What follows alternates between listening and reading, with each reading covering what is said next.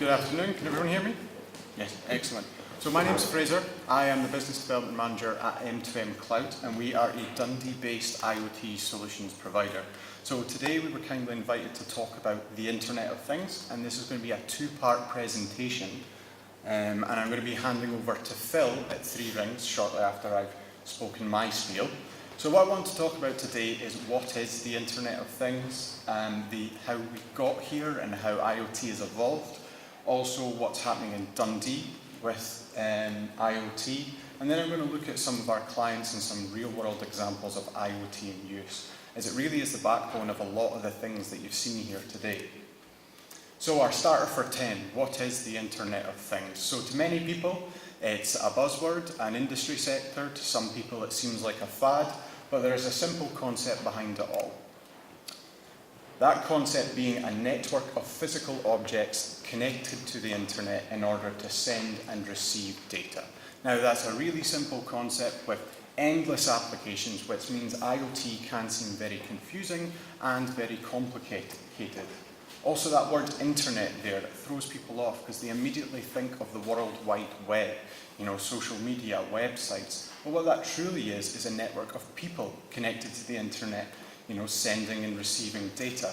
So there's a lot of similarities between me uploading a picture of my cat to Facebook and a wireless temperature sensor sending its latest reading up to a server for somebody to look at. So, is IoT a new thing? No, in fact it's been around for decades, and our name, M2MCLOUD, came from its precursor, machine to machine, so devices talking to devices.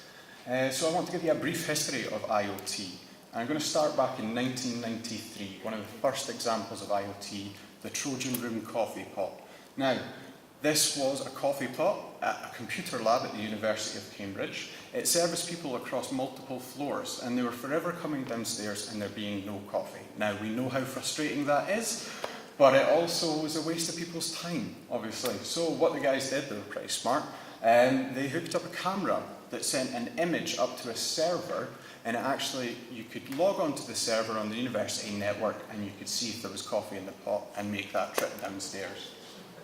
So in 1999, the term the Internet of Things was coined. It was coined by a gentleman called Kevin Ashton, and it was actually the name of a presentation he was giving about using RFID tracking in a product supply chain. 2006, a very important point in time for IoT. M2MCLOUD started developing IoT solutions, and 10 years later we're still doing it. 2007, Fitbit launched. So believe it or not, this thing on my wrist here, 10 years ago, was a wooden box with a circuit board and some sensors in it. 10 years later, it's worth billions and is the world's biggest wearable supplier.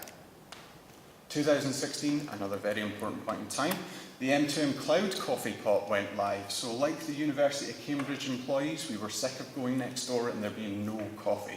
So we went on Amazon, we got a Wi-Fi socket plug-in. You plug into your wall, plug the coffee machine in it, and start collecting some data so that we could figure out when we had coffee in the pot and when it was ready. That actually later spawned our smart office demonstrator that I'm going to talk about in a little bit. So moving into the future, 2020 estimated there'll be 21 billion connected devices in use across the globe. 6.4 billion of these will be in healthcare. That equates to $117 million being spent on IoT in the healthcare sector. So we're going to play coffee pot top trumps here. So 20 years on, I'm going to compare the two coffee pots, and we'll start to see what's causing this IoT explosion in recent years. Now, the first thing, hardware. The Trojan coffee pot, lots of components. There was cameras, cables, there was a big server rack. It took a lot. This thing took up half a room just to get an image that you see up there. Whereas the M2MCLOUD coffee pot was a single Wi-Fi plug-in device that went straight in the wall, and we just plugged the coffee pot straight in. Connectivity. This was wired. Obviously, these guys spent 2 days ripping the computer lab to bits, putting hardwired cables under the floor. They had to destroy half the thing just to get a picture of coffee. Ours, wireless, Wi-Fi connectivity. It can be installed anywhere and can be installed places that wires just can't reach. Availability, again, this was specialist computer lab equipment that they were using, whereas we bought ours on Amazon. Easy next day delivery. Ease of use. So back in 1993, there was no how to the Internet of Things YouTube videos, and this required custom code writing and some really interesting ideas to make it come to life. Whereas we plugged ours in, we downloaded an app, and it was up and running. I will admit, for our Smart Office demonstrator, we did some custom stuff to get it displaying the way we want. Cost. I don't know the exact cost, but it was definitely more than the £25 that we paid for our Wi-Fi plug socket. Probably into the thousand, this equipment. Finally, the reach. The initial Trojan coffee pot was for internal use only. It was only on the university's network. Only later, when the internet could actually render images, did it go online and was the world's first live webcam. Whereas ours was global immediately. We could check our coffee pot levels from anywhere in the world, which is useless, but is quite fun at the same time. So as you can see, devices were getting smaller. We've got wireless connectivity nowadays. You can buy them on Amazon. There's thousands of devices out there. You can just plug it in, easy to use, they're cheap, and they've got a global reach straight out the box. Now, since we're in Dundee and we're a Dundee IoT supplier, it would be rude not to talk about what's going on in Dundee with regards to the adoption of IoT solutions.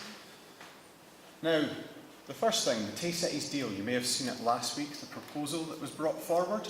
There was a section called the Connected Tay, and it discussed the combination of digital services and smart cities projects to provide a catalyst for service efficiencies, new business opportunities, high-value employment and skills development. The Scottish Cities Alliance, Dundee is a part of it, an alliance of Scotland's 7 cities, and their aim is to attract external investment, promote new jobs and business opportunities by making our cities smarter. And as part of that, Dundee is aiming to deliver, I think, 4 or 5 IoT smart city projects. Citywide LP1 coverage. Now, this is something that M2MCLOUD are actively pursuing, the deployment of an LP1 network across the city, as we believe it lowers the entry barrier for connected device solutions. Now, what is LP1? It stands for Low Power Wide Area Network. It is a form of wireless connectivity, very similar to mobile coverage. However, it was designed specifically for Internet of Things technologies and for wireless battery-powered devices. So it boasts some really interesting features, such as good indoor coverage, better than GSM mobile. The battery-powered devices, because it's low power, are expected to have a 10 to 20-year battery life. Also, the hardware itself, to deploy one of these networks, is actually reasonably cheap and affordable, and you can deploy your own private network. You're not tied down to a GSM carrier for an 18-month contract that's going to cost you a lot of money. Finally, we want to raise awareness of IoT in the city. We attend IoT events across Scotland frequently, and we very rarely attend anything in Dundee. Now, we want to obviously promote Dundee as an IoT hub through things like meetups, workshops, events and demonstrations. This obviously builds a community around IoT, it promotes collaboration and innovation within the city, and gets external parties coming to the city in order to even just give a talk like today or to host an event sometimes. So the last big thing about IoT in Dundee is us. We're blowing our own trumpet here, but I want to talk a little bit about who we are. We've been in the city for 10 years. We also have additional offices in Bristol and Basingstoke. We're a reasonably small team, but we're very passionate about what we do. And we just love solving people's problems with connected device solutions. As it stands, we look after over 50,000 connected devices across a range of our IoT solutions. Now, I've said IoT solution over and over, so what do we actually do? What is an IoT solution? So there's 5 fundamental steps to an IoT solution. Number 1 is the hardware, the thing. And that could be a device that monitors environmental variables such as location, light, temperature, humidity, steps, which is just an accelerometer. And we talk connected. There's an element of connectivity there. So there's many forms of connectivity nowadays. We have Wi-Fi, we have mobile, we discussed LP1, there's Iridium-based networks. And lastly, we have that device. It can talk, it needs something to talk to and send its data to. So we route that data, you can store that data, and we organize it. So we take it from something a machine can understand to something a human can understand. Now, a very big point is analysis. So you have all this data, and data is useless unless it's analysed and it's given context and becomes useful to the end user. So you can analyse trends, you can detect anomalies. Machine learning, where your solution actually starts to learn from some of the data it's already receiving and gets smarter. Then we have visualization. So this could be to an end user, i.e. a person, or that could be to another service. But if there is no context to the data that or the trend that you've found, it's again useless. So that could be a mobile application reporting alerts. It could be reporting and charting of, say, temperature sensor data. So as you can see, as you progress through an IoT solution, we take raw data and we produce what we call actionable insights, so something that requires your attention or can be used to make a critical decision. So I want to do 2 case studies. One is of our client and one is of a smart office demonstrator project. It was a little pet project we put together. Now, this isn't healthcare focused, but the fundamental application here is looking after something and being alerted if it goes out of its typical day-to-day behaviour. So BikeTrack is an industry leader in motorcycle theft detection, and it looks after thousands of motorbikes and their riders throughout the UK. Essentially, when the device fitted to the bike detects unauthorised movement, it alerts, and that alert is received by an operator, who can then visually track and share the location of that stolen motorbike so it can be recovered by the police. It has a 94% recovery rate in 2016, which equates to millions of pounds worth of bikes returned, thousands of insurance claims not made, and many, many happy customers. However, it's not just the end customer that's affected by this. When we take the data that we've been receiving for these devices, we can analyse it, identify theft hotspots, trends in theft sprees, the risk any motorcycle is at a particular time. And this becomes useful to local authorities and police task forces in order to funnel their resources into the areas that require action. Catch these thieves, make us feel safer. And lastly, the Smart Office Demonstrator. So this was a pet project that was born off the back of the coffee pot, and we wanted to demonstrate the Internet of Things in a manner that was tangible and relatable. So we went on Amazon again, and we bought a lot more hardware, and we started collecting voltages, power consumption from electrical devices, temperature and humidity of our office, and also people, so little trackers like this. Not to keep an eye on people, but merely just to see how their environment can affect people's behaviours. And as we started to combine these data points from all these sensors, trends and anomalies started to be identified. So, for instance, on a cold morning, we found that people were drinking more and more coffee, which isn't healthy for us. You shouldn't be drinking lots and lots of coffee. So the actual insight here is to actually just put the heating on a little bit earlier in the office and make it warmer for when people come in. Similarly, we know the average time that people arrive on a daily basis. So if they're 15-20 minutes past when they should have arrived, maybe something's wrong. We can give them a call, we can check that they're okay. We can find out if they're just bunking off. And so as we went from this pet project, what really happened was we started to see that it was changing us as an organisation and how we work. And our ambition is to continue to involve this demonstrator online, on our website, so that people can follow along the evolution of the IoT project as well as seeing the benefits. So, what does it all mean to you? Well, essentially, it can mean anything to you, and if you are to take anything from this talk today, I ask that you just take a couple of minutes out of your day to think, how can IoT or a connected device solution make my business smarter, solve a problem I may have, or make someone you know's life a little bit better or a little bit safer. And if you do think of anything and you think we can help, then come and say hello. We'll be at the stand after this presentation, and my details are up there. So I'm done talking. I'm going to pass over to Phil now at 3rings, and he is going to dive deeper into the IoT rabbit hole, so to speak. Thank you very much.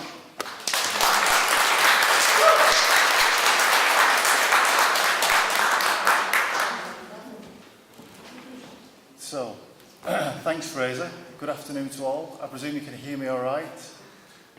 Interesting insight into the Internet of Things, thank you. My name is Phil Schofield and I'm from 3rings Care, and I would like to expand a little bit on what Fraser's discussed with you. So, Internet of Things are connected devices. Really it's just hardware, plastics and electronics. And what I've done on that slide is try to show you a few of the things that are around you now that you might not even realise. So, Hive in the bottom left, British Gas. We've got Philips Hue, which allows you to change your lights, colours. You can set geofences, so when you come in with your mobile phone, they turn on or they turn off. We've got the bracelet, which the people use for GPS tracking for Alzheimer's, and also the Nest Cam, which can differentiate between a dog or a person walking into the room. So, going forward, it's forecast that there'll be 25 billion things by 2020, and Dr. John Barrett of Cork feels that we'll be monitored on an individual basis between 3 and 5k times per day. This be it on CCTV, buying a ticket for a train journey, so they know where you bought the ticket from. We know that the gate you went through to actually commence your journey. Smartphones, Fitbits, smartwatches, are all very familiar with. Doorbells and car GPSs. My car GPS, with my permission, I allow it to track me. So if I do a regular journey, when it comes to next week, it will say your regular journey is this. So you need to set off 10 minutes early because the traffic's busy. So really, everything will be connected. That's everything you can think about, from a bathroom toilet seat to just anything you can think about, really. But today I don't really want to talk about the hardware. I'd like to talk about the data. So each of these devices produces data, which is called small data. And this comes together to make streams. And then all the streams come together and make big data. That's the official name for it. And it then just launch into a big tsunami of data, but it's the patterns that we're interested in particularly. So if we start to look at the data in patterns through different lenses, security we all know and understand. We've all worn access badges for years now, and we know that what time we arrived at work, where we've been during the working hours, and which offices we've been in and out of. Utilities, I know the big energy providers are coming together now to provide smart metering in many counties. They will have the ability shortly to say there's a cold snap coming and we recommend that you put your heating on an hour earlier to counteract it, just by the data they're collecting. Fitness, as Fraser said, Fitbits, smartwatches, many of us have got those, and we allow ourselves to be tracked and steps to be tracked and targets to be met. So how would we apply this to a quality social care offering? I mean, some of the key drives we need to look after older people perhaps is temperature, houses going too cold, movement, humidity, whether the cooker's on or off, gas fire, lights, doorbell. It would be interesting for me to see who's coming to my mother's door, who's 90, and for the doorbell to be able to take a picture of her. And then she don't have to worry about the double glazing salesman coming in. I can answer it for her and say, go away. So that's sort of the future, whether the doors will open and close. So if we take a vulnerable person and look at their routine and activity of daily life, this generates a pattern which we call PAL. So I'm going to use the 3rings plug to demonstrate this today. It could be any device, but as I work for 3rings, I'm going to use the plug. And we need to remember, through all the conversations that we have, that it's the person at the centre of the technology that we're trying to look after and manage. So, one of the key drivers for 3rings is just by making a cup of tea or coffee or putting the microwave on our TV, we can let the family know that everybody's okay. This is how it works. So we've got a brief diagram, plug goes in the wall, kettle, the 3rings cloud, and then the notification to your smartphone, be it by text, email, or smartphone notification. So, just to go back on to a point that Fraser said, 3rings plugs turns a device in your house, be it a kettle, microwave, TV, into a connected device or an Internet of Things. And we have the ability to add up to 10 people onto the 3rings plug, so we get distributed family care. So, I'm going to look at a few examples. So we use the plug to collect data, and I'll show you some examples of how that works. So here is an extract from our web browser. So you can see the grey band is the band that we're interested in monitoring. That's somebody's mother's or father's kettle. It's actually Steve's, our chairman, it's his mum. And we can see here that as long as Iris has used the kettle between the times greyed out, that at the end of that time window, we'll get a notification, Steve will get a notification that all is okay and that Iris is up and moving around and is, as far as we know, well. If we look at that through a different lens now, and we can see here that Mum is making a cup of tea in the middle of the night, and that's the sort of change in pattern that we're looking to pick up on.